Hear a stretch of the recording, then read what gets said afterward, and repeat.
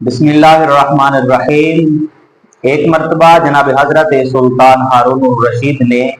اپنی زوجہ محترمہ اپنی بیوی جناب زبیدہ خاتون سے کہا کہ اگر تو آج شام سے پہلے پہلے میری سلطنت سے باہر نہ نکلی تو تجھے طلاق ہے۔ یہ بات جب سلطان ہارون الرشید نے کہی تو بعد میں بہت پچھتائے، بہت پریشان ہوئے، اور جناب حضرت زبیدہ خاتون بھی بہت پریشان ہوئی۔ اس وجہ سے نہ تو اس وقت اتنی سہولیات تھی،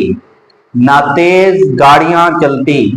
کہ آپ اتنی تیزی سے یہ سفر طے کر لیتی، کیونکہ جناب حضرت سلطان ہارون الرشید کی بادشاہت تو مغرب سے مشرق تک پھیلی ہوئی تھی۔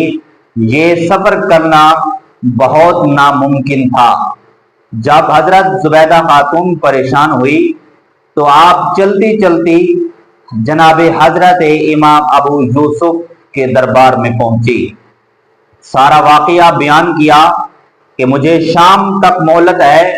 اگر شام سے پہلے پہلے میں اپنے سر تاج جناب سلطان ہارون الرشید کی سلطنت سے باہر نہ نکلی تو مجھے طلاق ہو جائے گی۔ جب یہ سارا واقعہ حضرت امام ابو یوسف نے سنا تو آپ نے چند لمحات میں بات کا اختتام کر دیا، فیصلہ سنا دیا۔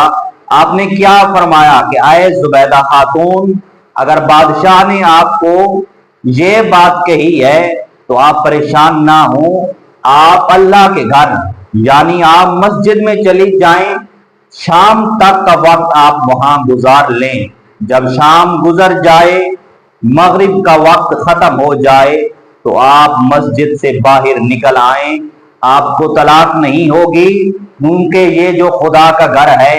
اس میں کسی کی بادشاہت نہیں چلتی، کسی کا حکم نہیں چلتا، یہاں پر صرف حکم خدا کا چلے گا، کیونکہ یہ بادشاہت بھی خدا کی ہے اور یہ گھر بھی خدا کا ہے۔ جناب حضرت زبیدہ خاتون مغرب تک مسجد میں ٹھہری۔ مغرب کے بعد جب جناب حضرت سلطان ہارون الرشید کے پاس اپنے گھر پہنچی تو جناب حضرت سلطان ہارون الرشید حیران ہو گئے۔ جب حضرت سلطان ہارون الرشید نے حیرت سے اپنی بیوی کی طرف دیکھا کہ تجھے تو طلاق ہو گئی ہوگی، آپ میری سلطنت سے باہر نہیں نکلی، تو آپ مسکرانے لگی اور کیا فرمایا کہ اے بادشاہ، ہمارے پاس ایک ایسے بزرگ بھی رہتے ہیں، ایک ایسے امام بھی رہتے ہیں کہ جن کے پاس میں پہنچی تو ہمارا مسئلہ حل ہو گیا، مجھے طلاق نہیں ہوئی۔ آپ نے مکمل سارا واقعہ بیان کر دیا کہ میں تو مغرب تک مسجد میں اللہ کے گھر ٹھہری رہی، اگر آپ کی مسجد میں بادشاہت چلتی ہے پھر تو مجھے طلاق ہے، اگر آپ کی بادشاہت مسجد میں نہیں چلتی، کیونکہ یہ صرف خدا کا گھر ہے،